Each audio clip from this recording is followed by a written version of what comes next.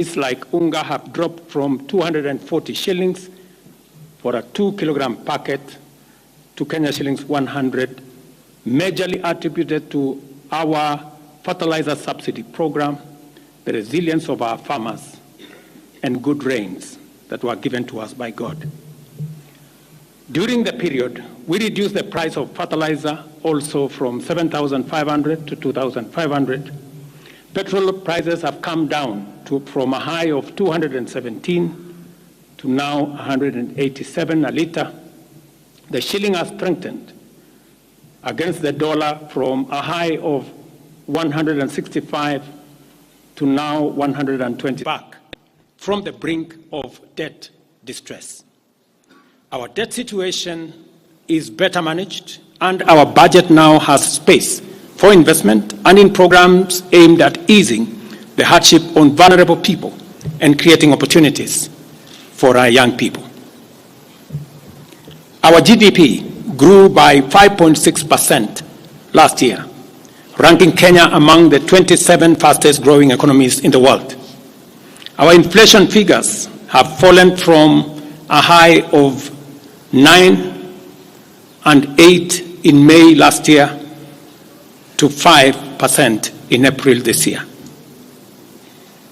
It is instructive for the nation to know that for every 100 shillings we collect as taxes, we spend 61 shillings in debt service.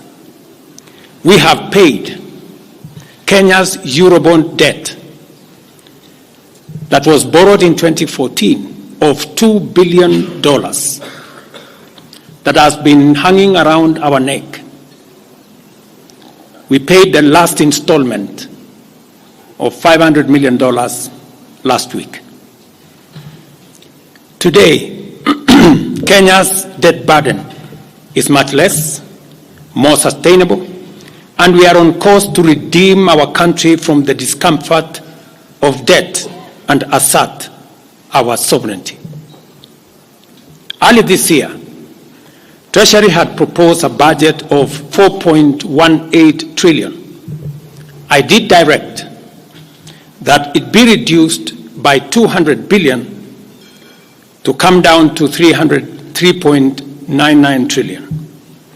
The Finance Bill 2024, generated to actualize this budget, underwent public participation, which resulted to concessions by which we agreed to drop proposals on VAT on bread, motor vehicle circulation tax, VAT on locally manufactured diapers and sanitary pads, as well as excise duty on money transfer services, among others.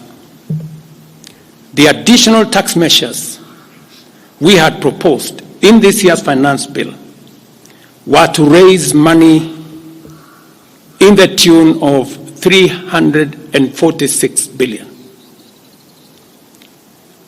When the concessions were made, subsequent to public participation that was undertaken by Parliament, that came down to 200 billion. I had made this proposal taking into account our situation and the priorities that are there. I want to thank the members of Parliament seated behind me and those who voted yes for identifying the priority areas of our nation. Because when I made the proposals to Parliament with my cabinet, we had certain critical priorities for the nation.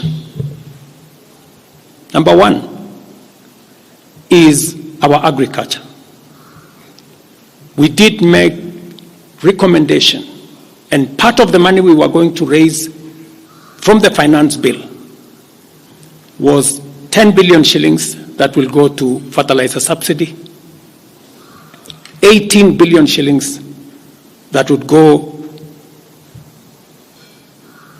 to making sure that junior secondary school teachers 46,000 of them would be confirmed on permanent and pensionable basis.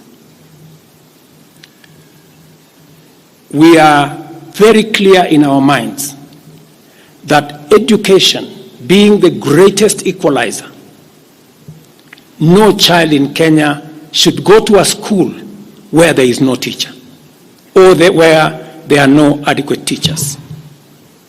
It is because of that reason that in this finance bill also, we had committed to hire an extra 20,000 teachers.